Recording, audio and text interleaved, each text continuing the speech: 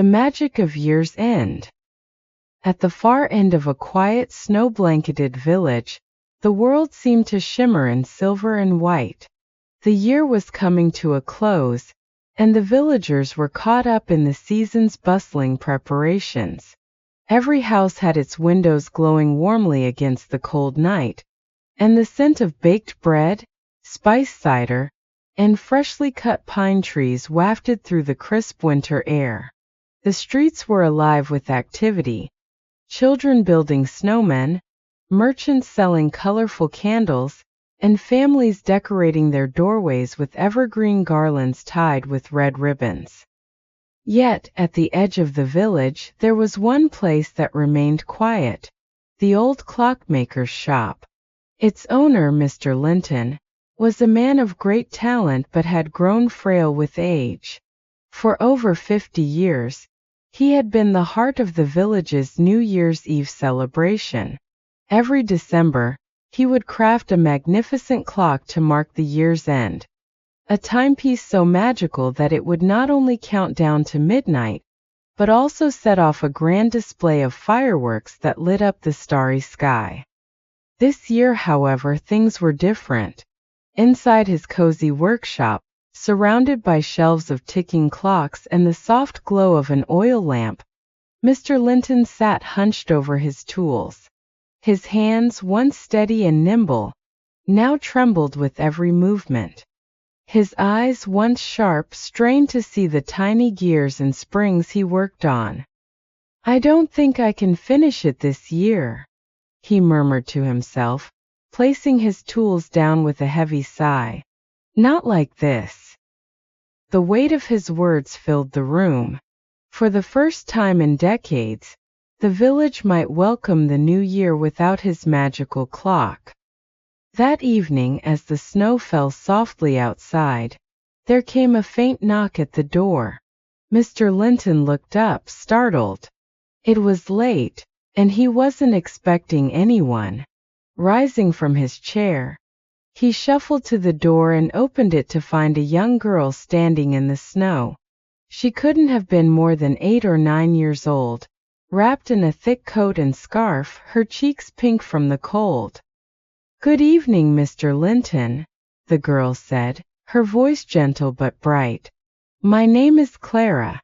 I heard you might need a little help." Mr. Linton frowned in confusion. "Help? From a child?"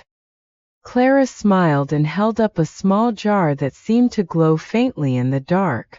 Inside, a swirl of golden light danced like fireflies, casting a warm, comforting glow on her face.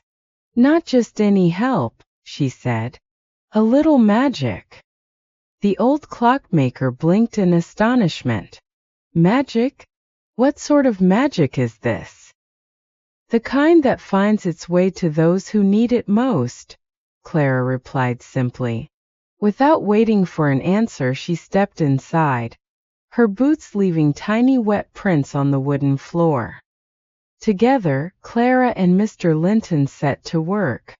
Though he was skeptical at first, he couldn't deny the spark of hope her presence brought. The golden light from her jar seemed to infuse the air with warmth, making his tired hands steadier and his mind sharper. The intricate gears and springs, which had seemed impossible just hours ago, now came together with ease. As they worked, Clara hummed a tune soft and lilting, like the chiming of distant bells. The sound filled the workshop, blending with the ticking of clocks and the crackling of the fireplace. "What is that song you're humming?" Mr. Linton asked, pausing for a moment. "It's an old melody my mother used to sing," Clara said, her eyes twinkling. "She always said it was a song of hope." Mr. Linton nodded, feeling a warmth he hadn't known in years.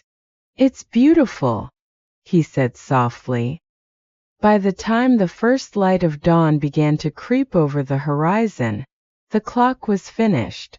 It was a masterpiece, a towering creation adorned with carvings of the 4 seasons, tiny golden stars that spun on its face, and delicate hands that glided gracefully over the hours.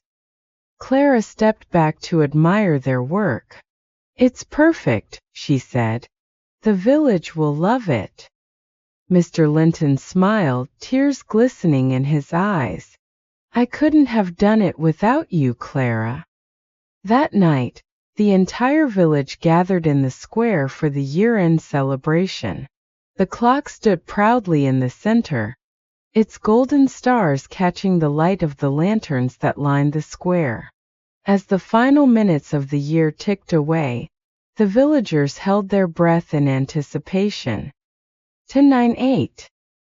The clock's chimes rang out, clear and melodious, and when it struck midnight, the golden stars burst into the sky, transforming into a dazzling display of fireworks. The crowd erupted into cheers, their faces lit with wonder and joy. As the villagers celebrated, Mr. Linton looked around for Clara, but she was nowhere to be found. He asked those around him if they had seen a young girl, but no one had. Later that night, back in his workshop, Mr. Linton found the little jar of golden light sitting on his workbench.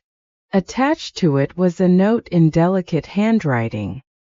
"Every year's end deserves a little magic. Thank you for believing in it, Clara." The old man smiled, holding the jar close. Though Clara had vanished, he knew her magic, and her kindness, would stay with him forever.